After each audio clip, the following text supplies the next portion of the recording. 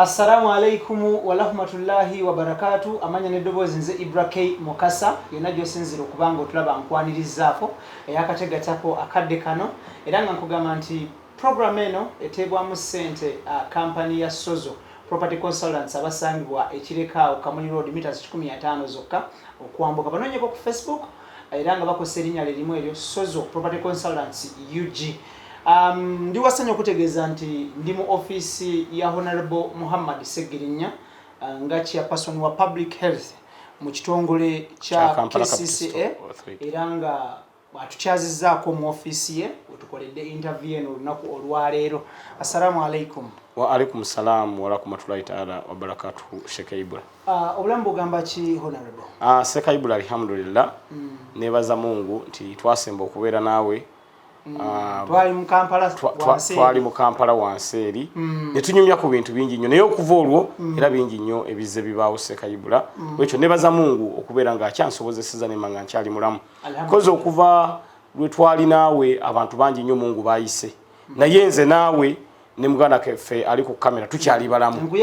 zikyatukubira enduulu tetuli bagagga tetulina kye tusinga balala bazze bafa naye olabanga Mungu akyagamba nti Sekayibula abeerewo Segirinya abeerewo twebaza Mungu okubeera nga akyatukuumye Sekayibula. Atya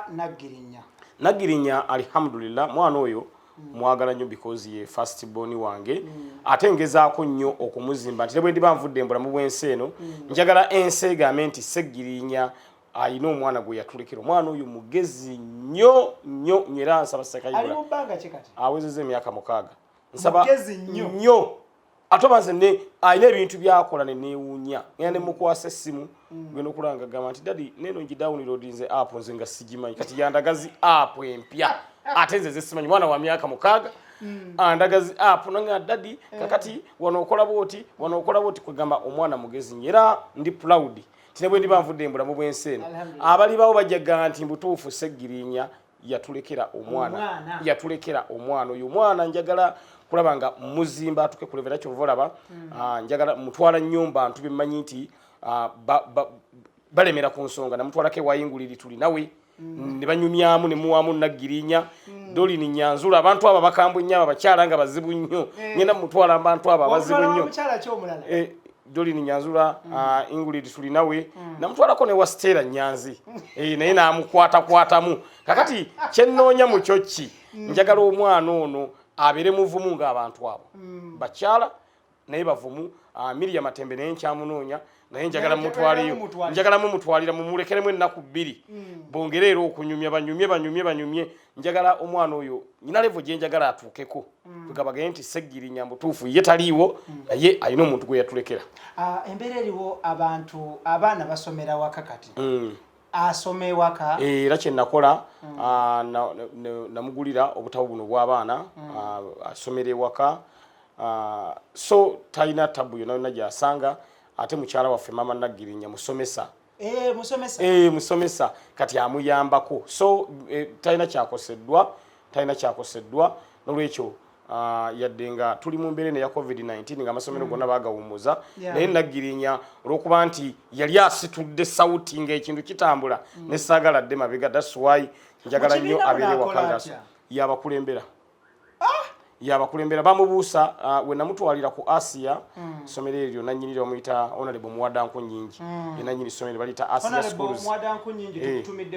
Asia Schools ziri Kiteezi kati Nagirinya we namutwala ali mu Nassale nga muwandiisa first term ne bangamba nti omwana Nassale tajja gisobola mugezi nnyo ne bamubuusa ne bamutwala mu P1 kati P1 naye bwagigendamu ne bangamba nti P1 omwana ono P1 naye tugenda gimujja ne bagamba temunyononera mwana ekyo kyonna kigaana nga baagala bamubuuse ne P1 bwagere mu P2 ekyo n'ekigaana manyi foundation matters Sekayibula matters a lot kati ffe ne bwemulaba ebintu emu bitutagalako twasomera mu masomero ga mu kyalo nnyo kyokola abantu bagenda bagamba Segirinya accent ye ya kyalo nnyo kituufu accent yange ya kyalo because foundation accent bategeeza nti katugeze katolabwa tamale mirundi nga ayogera oluzungu oluzungu lwa tamale mirundi luba lutuufu naye accent abanga ayogera Oluganda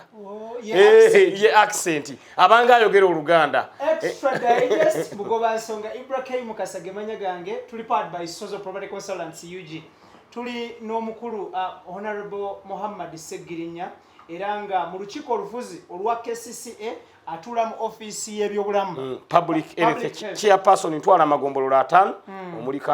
Kampala Central muli Nakawa Makindye Lubaga Kawempe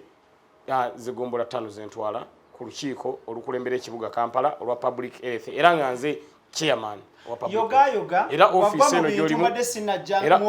era office eno gyolimu ye office ya public health nolekyo feel free okujja okyale ku mulyango awo abantu abasinga baba bajja abamu bangamba nti onayingira obono tayingira naye nze nakikolanga kiri open bw'otuuka ku mulyango gwange n'okonkona bw'oti bw'omala okukonkona oyogera ekigambo kimu people power our power ne bw'oluggula ne bwe mbaamu n'abantu kuga nti tuula manyi oli ku muzooli office y'amaanyi g'abantu ekiggulo oluggi kasita okonkona tototo ebigambo ebiddako people power our power ne bw'oyingira bw'oti nga mulimu abantu abalimu oli bw'atabyogera nga mugangadde enkya kati bano be bamubuulira nti okigire people power our power okyogedde because office eno nagifuna ng'abantu office eno gifuna muganda nge Sekayibula nagenda mu kifo ekyennavuganyamu ekyo bwa speaker nenfuna akalulu kamu kati kaali kange kati akalulu ako bwe nfuna akamu ne wajjawo vacuum mu KCCA baga nti Segirinya ono ensi yonna America Canada UK bona Segirinya gwe bali baagala akole ki abeere bw'aba tabadde kiki ekiddako nti waliwo vacuum kati waliwo obwetaavu waliwo space ey'ekifo ekimu ekina okubeera repressed because abantu abamu abawangula bagenda ku bifo ebirala wano wasigala nga tewali muntu aliwo era ebyefuna bye twabivuganyako so chairperson public health anavuganya n'omukyala bamuyita Alice Amon ava Nakawa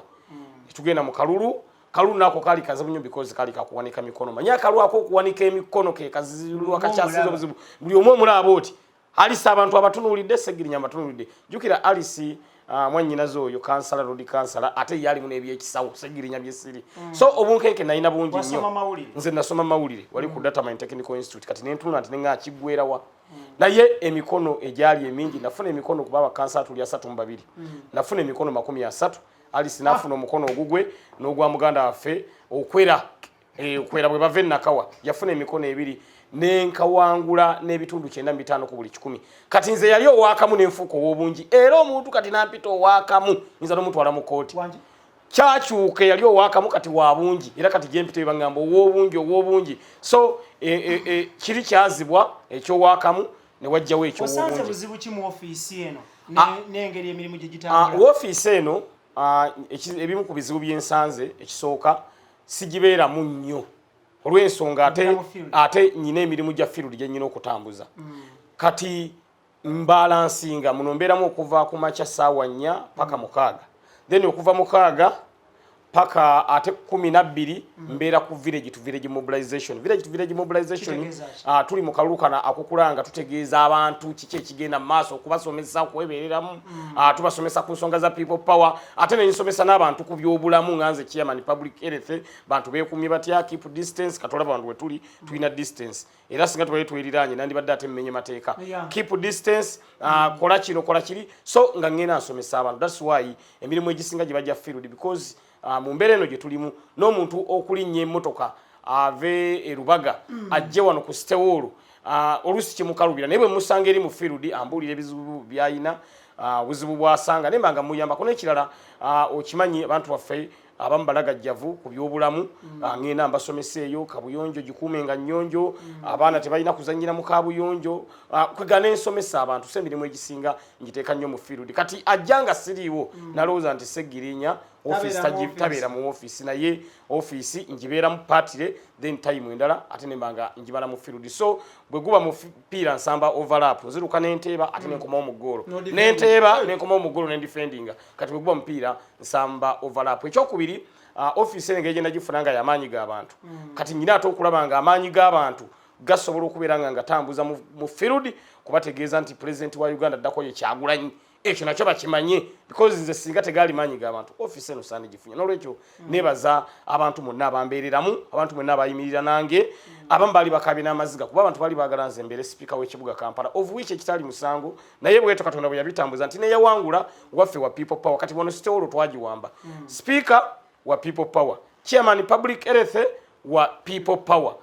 muganda waffe owa treasury services zigwa Michael wa people power kitegeeza nti people power yabuutikira sitewolo wano because posts ennene ffe tuzirina bwobanga speaker wammwe neno chairman public health nga office Segirinya nze njiina kitegeeza amaanyi g'abantu gamala d'okusalako sitewolo. Thank you. Abantu abalagadde okumanya mu mateeka agafuga public service oli mukozi wa government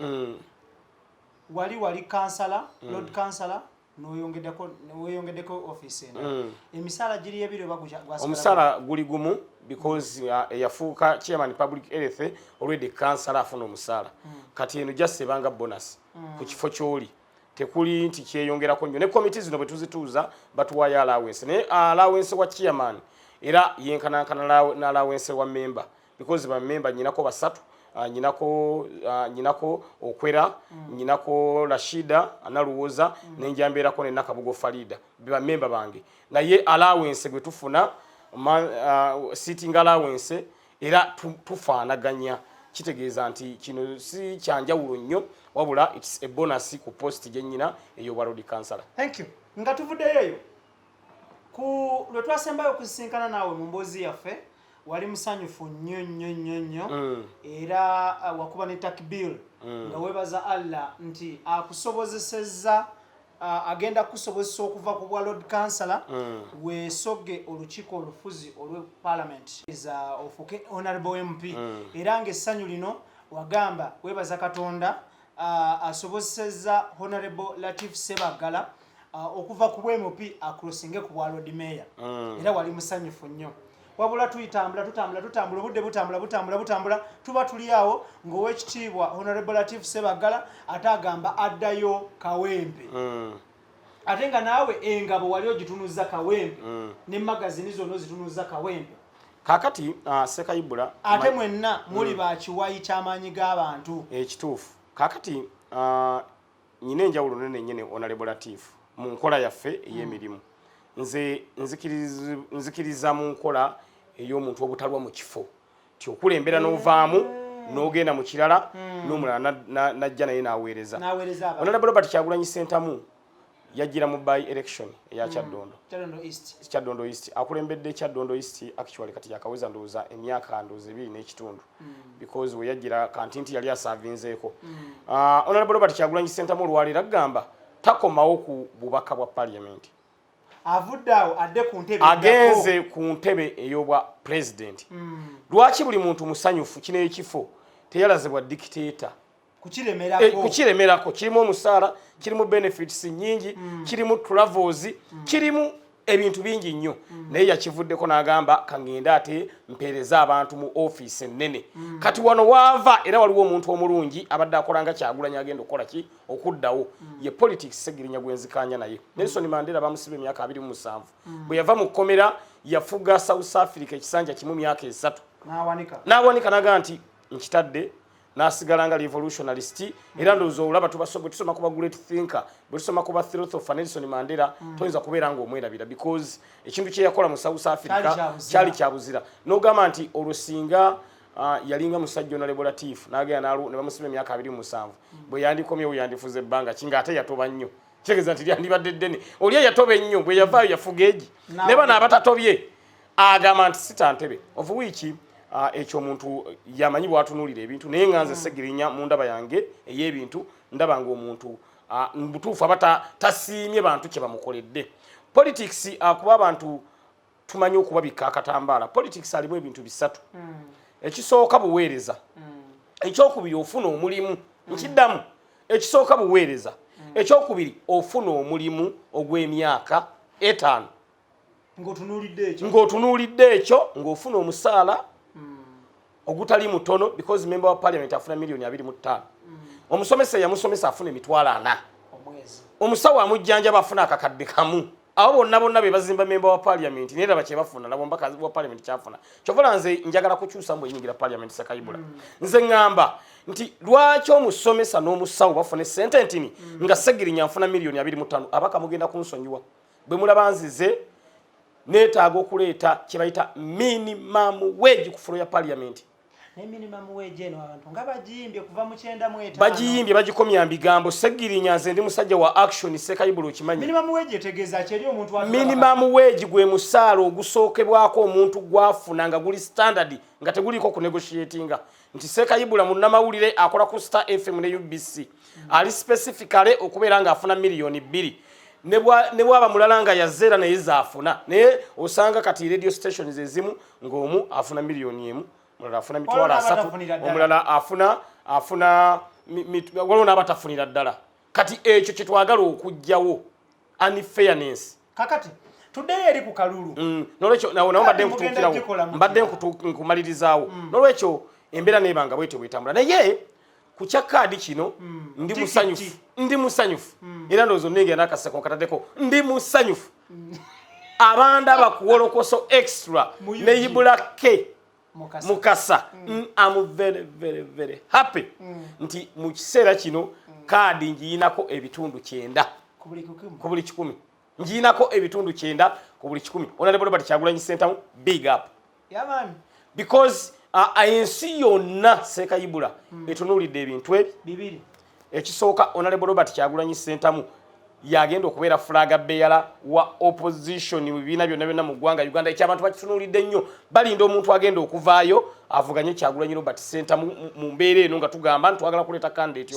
ekyo yes solo candidate wa opposition ebibiina byonna birina okikkiriza ekyabantu bakitunuulidde nnyo era abantu balinda omuntu yenna agenda okujja ku ballot agambe nti naye ali okwo nga naye agamba opposition ekyo oyo omuntu agenda kuswala nnyo ekyabantu bakitunuulidde ekyokubiri kye batunuulidde Segirinya Muhammad Lord Councillor Kawempe North, Chairman Public Health, Muna People Power, an activist, yakwata kadi ey'aminvuuli mu Kawempe North constituency kugebye ebintu bibiri ebitunuuliddwa mu ggwanga Uganda. Kino sirwa this is reality. Abantu abatulaba kuwolokoso extra mu yugi ekyo mukimanyi bwaba wachi wakanya veya gamete ekyo nkiwakanya ekyo buli omu kyalinda. Ere yegena kubeera actually lwe bampa kadi nga baginkwasiza mu 5 bwe bati yogera kubeera public holiday e Kawempe North tugenda kubeera ne public holiday mu Kawempe Republic mu Kawempe North nze ngendo girangirira then ate enkeera lwe baginkwasa tugenda kubeera ne public holiday then enkeera kugenda kubeera mu Digido mu Kawempe wonna nga tuyise ebivulu abantu bategere Segirinya yayina minvuuli sisaba lukusa amwerida. Police actually okusaba nze sebo twagala tujjeka unaffe tubeere part mu celebration z'okufuna kadi manyi bintu byayononeka police tetulina gisaba lukusa police bwe tuba tugiyambye tutegeezaako ntegeeze nga twagadde naye police eyina kusaba ffe n'empandiikira ssebo mwami Segirinya mpulidde wafunye kadi ya minvuuli tubeere tusaba naffe mu mbeera eyo okubeera ng'ojaguza tubeewo kati nze ne mbaddamu tisibeetaaga oba mujje oba emujja mubeere kilomita 3 okuva wali venue ne mbaddamu ne mbagamba mukuume empisa ne mbaddamu ne mbagamba mukuume obuyonjo awe munaaba mubeera kati ne mbaddamu nga nze mbaddamu bo balina sabanze lukusa because Constitution Article 1 eyogera ku buyinza buli mu bantu abantu bayita mu Constitution Article 1 ne balonda Segirinya Muhammad yeyo era abawandika Constitution bali bagezi obuyinza babusawo mu Constitution Article 1 kati obuyinza babuli mbantu ng'abantu babukozesa ne balonda Segirinya kitegeeza police ogisange eno mu Constitution gundi 55 gyobasange eno kali wona otandika okusoma chain of leadership bali wala nnyo wano Segirinya nze wengwa kitegeeza bo balina kusabanze lukusa baba balina kye baagala okutambuza. Lord Councillor Segirinya Muhammad ebitundu 10 byogambye biri ebisigaddeyo bye bitegeeza ki kati ebitundu ebyo 10 because ekadi ogine ebitundu 9 kati ebitundu ebyo 10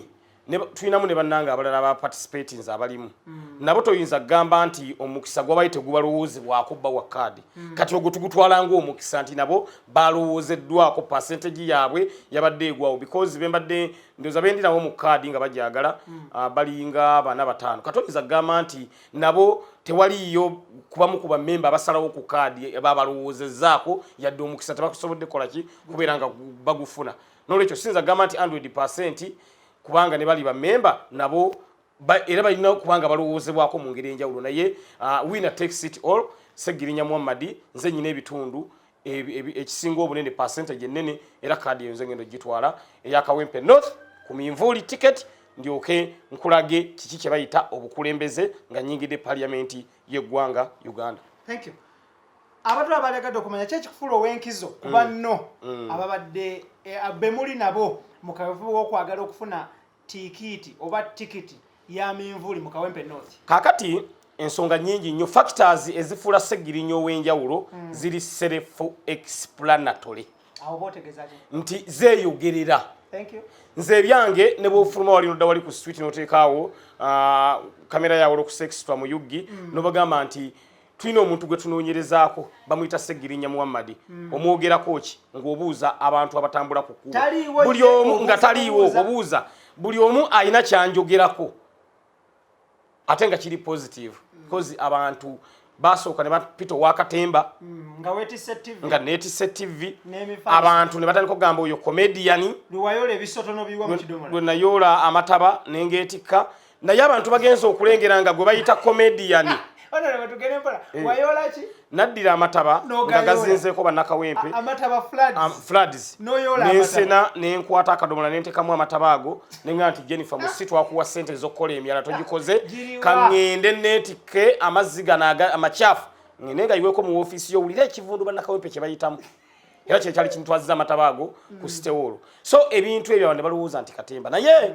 mibali bayita katemba muvuddemu ebibala bw'otunuulira Kampala district yonna nga bweri division eyakawempe yesinza okubeera n'enguudo ennungi nti Seggirinya njiyeewo nnyo omubiri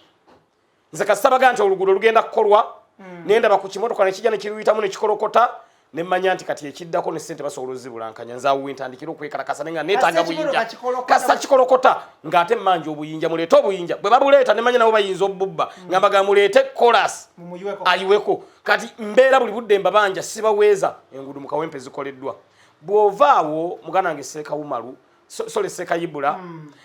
bw'otandika okutunuulira Seggirinya mu perspective eya charity okuwaayo okwekyeyagalire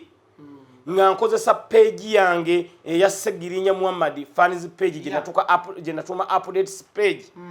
ekintu ekyo abantu bonna kibakutteko nyine bagamba nti Seggirinya ono tumugezesezza kantu akatono n'atulaga accountability olwo tunamuwa ekinene kinaabira kita because sente zenkozesa mu charity sizijja mu nsawo yange yadde ngattako akatono kemba nina nkiddamu sente zenkozesa mu charity ebitundu 9 ziva diaspora nze ngattako 10% ziva mu bankuba kyeyo abo abampereza sente bo balinda accountability naye bagirabira ku live embalirira bagirabira ku live nguza amatooke 10 gatwalewo omukyalo ligo twalabye nga abona bagenda okulanga enkotambala emu ku emu era abantu bali baga Seggirinya nga akozesa nnyo kamera buli kintu accountability bantu babbiddwa nnyo abo bankuba kye lwaki bakyawo abantu bonna tebabeesiga Seggirinya bababbye nnyo n'akwata essente n'aziwa omuntu genda wano oli n'aweeta ekkona n'essimu n'agijjako oli n'aweereza ssente nzimbire ennyumba oli n'akuba kifulukwa n'agenda n'afuna we bazimba n'akubawo ebifaananyi n'amugamba enju kati etuuse ku musingi kati eyiseewo etuuse wano kati eserekeddwa naye ng'enju gyakuba siye wabula oli teri nayo amuzanyira buzanyizi ku bwongo oli atuuka okudda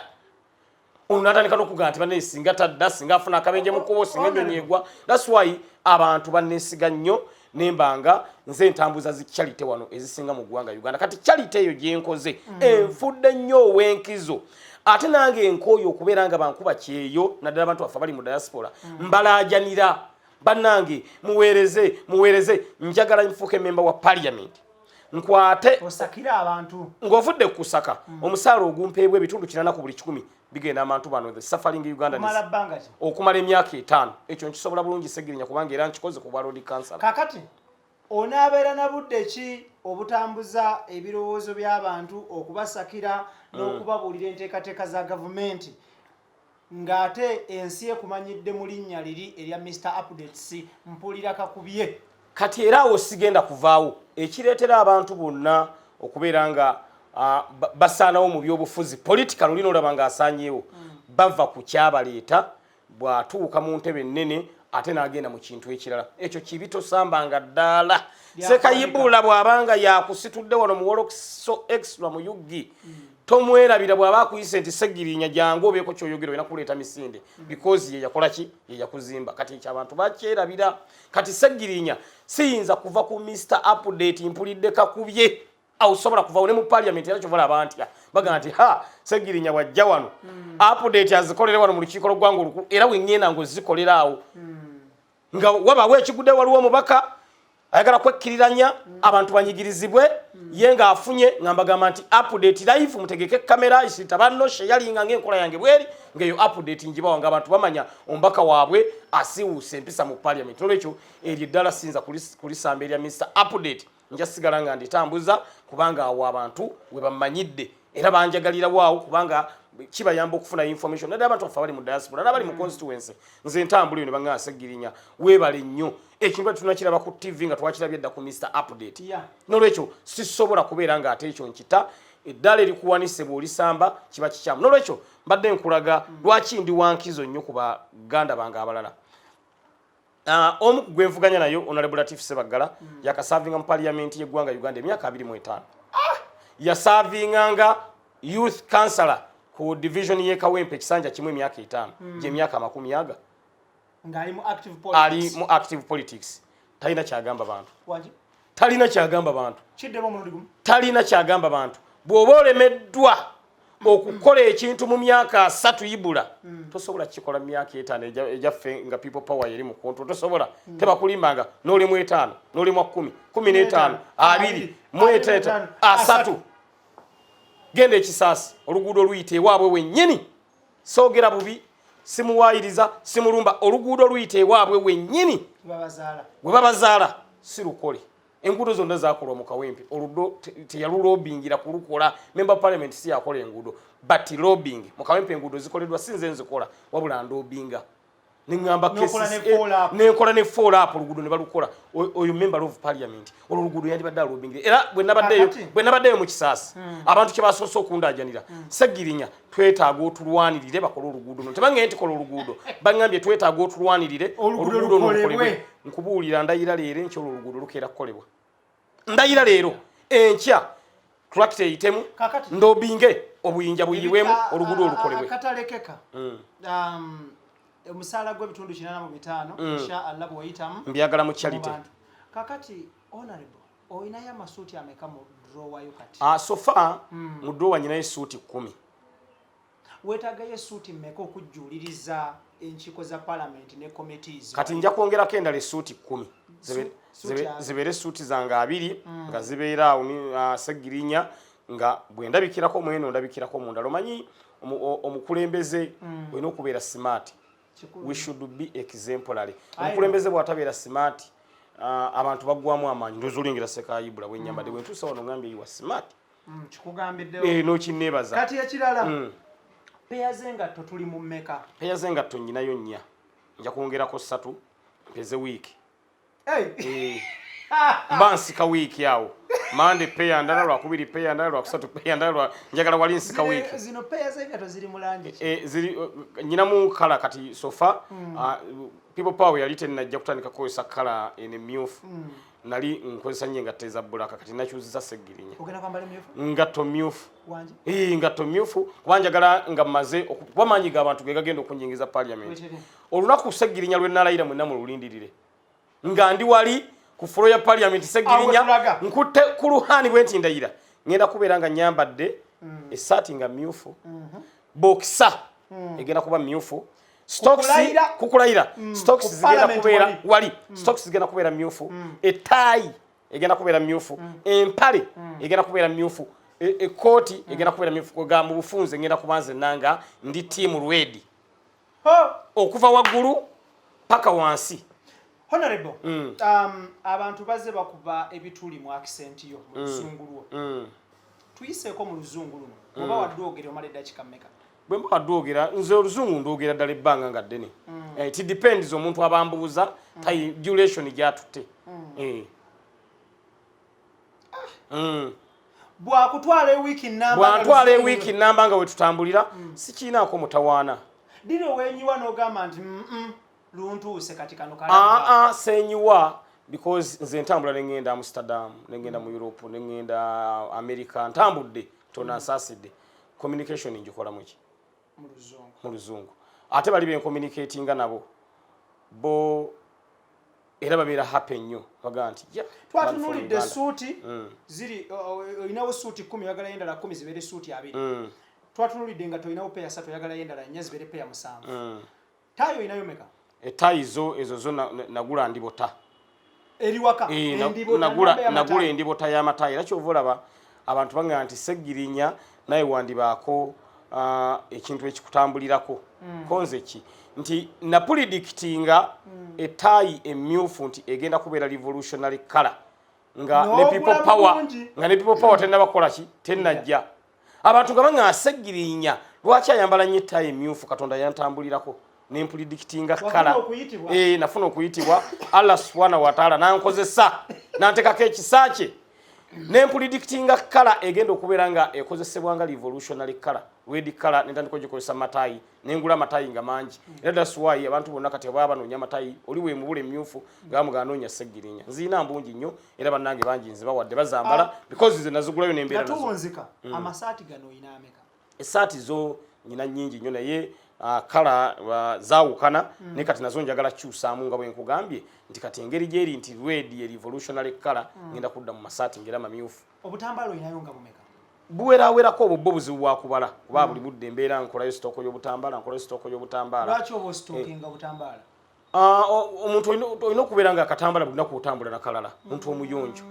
Nze ndi chairperson public health nina okubeera nga ndi musajja muyonjo katambala bulina kunyina kuba nakalala. Thank you. Okay. Tuli powered by Sozo Property Consultants UGB batuteekamu essente basangibwa Kirekaawo Kamuli Road meters 15 zokka tutunuulira abatutumufu ensonga ezikola amawulire n'ebikola amawulire n'abeetooloolerako amawulire mu ggwanga Uganda ne Bunaayira. Era nga ndibasanye okutegeeza nti olunaku olwaleero tusinzidde wano ku KCCA mu Kampala mu ggwanga Uganda mu ofiisi y'ebyobulamu era nga tuli ne ssentebe wa public health owa KCCA atwala amagombolero 5 owekitiibwa Lord Councillor Honorable Muhammad Seggirinya ayina enteekateeka era enteekateeka buli kimu kyawedde agenda kwesimbawo akiikirira abantu ba Kawempe mu Mambuka North mu lukiiko olufuzi olw'eggwanga Uganda Parliament. Ogenda kufuga ebisanja bimeka? Mbadde njagala bwe nnyingira njagala ebisanja 2 Uganda ngesekayibula bw'obita ne biggwako ebibiri kyekiddako ebibiri bwe biggwako political atmosphere eneebaawo time eyo yejja okumatalinga wawenzira nyinza ogaa nti nzira ku bwa Lord Mayor nga Parliament ngivuddemu n'ekifo awo ekira kye n'abandabye naye nga sofa nze njagala ebisanja 2 era njagala abantu marking ebigambo byange ndi wa bisanja bigenze ku katambi ndi wa bisanja 2 bwe mulabanga nsusize ebisanja 2 neeyongerayo nga mumanya nti Seggirinya ali mentally disturbed olwo abadde abatabusa omutwe avudde ku kiyayogera alidde ebigambo byenze sija bigambo byange ulina gange vudde ku bwa MP ngenze ku bwa Lord Mayor nga tuwunzika akatalekeka President Museveni ono sofa mu musensedde ebitundu bimeka sofa mwami Museveni nze ntandise n'okubaako byennengera ayinza obutabeera ku ballot ya 2021 bwe kuba kusensera yoli tumusenzedde ebitundu 10 ku 10 wali wa FDC olwaleero owekitiibwa Honorable Robert Kyagulanyi Ssentamu ye President General wa NUP oli wa NUP oli wa FDC kakati mu council ndiyo nga independent nagira ku meza nga yesimbo yange naye nali FDC leaning eringa jengwa nga jennekuje ndi eri jennesigamye Kyagulanyi Robert Ssentamu bwe yajja n'akyusa politics w'eggwanga Uganda kati Mr update oba Lord Councillor Seggirinya Muhammad oba Chairman Public Health oba MOP Kawempe North 2021 yansanga mu bbanga awo nga netise meza yange Seggirinya ntagala naye meza emmenya n'atandika people power immediately Seggirinya na reporting ankeera ngenda mu people power kati people power yebbuludde negenda mu NUP NUP olwokuba nti tuvudde no mu people power Segirinya eri nayiseeyo buyisi era ndowooza olengera kati ndi munna NUP agumidde ateredde entende atajja kukyuka kuva mu NUP ndirwedde okugobera principles za NUP okulabanga tutwala entebe y'eggwanga Uganda tukolere abantu bye beetaaga nolwekyo ndi munna NUP siriiko kati walala osanga omuntu nombuuza ogwawo naga nti ate FDC ate NUP nze ndi wamu 2021 Kawempe North akabonero ki 2021 akabonero Kawempe North minvuli oba ambulera ku baganda baffe abali ku side ey'oluzungu ambulera yesimbo yaffe 2021 minvuli yesimbo yaffe ke kabonero kino mbadde nkyerabidde naye Allah nsobozesezza okukijjukira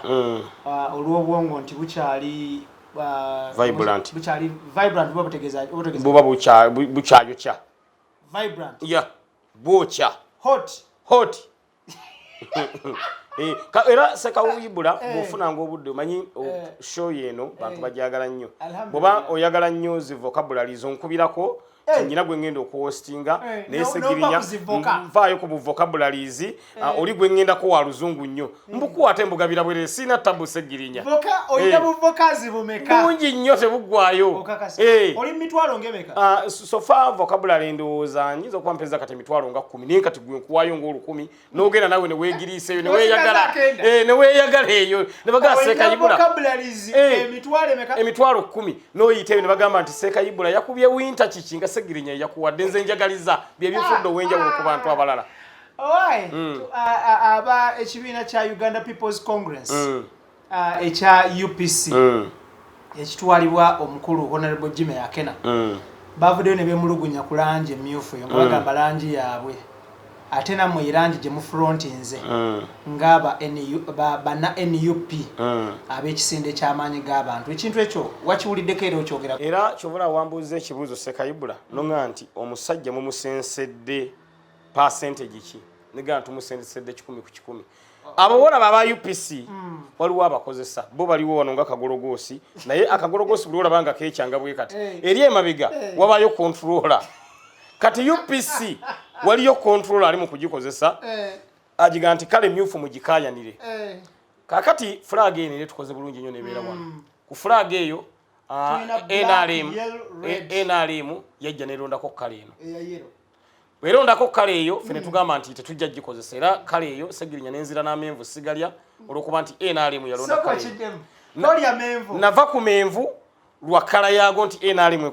ekozesa kale eno amenvu nengeesonyiwa nenva kunva eziriko cream era mama Nagirinya namugamba nti boleta maaso enva eziriko cream mu maaso gange awonge mmere ogizaayo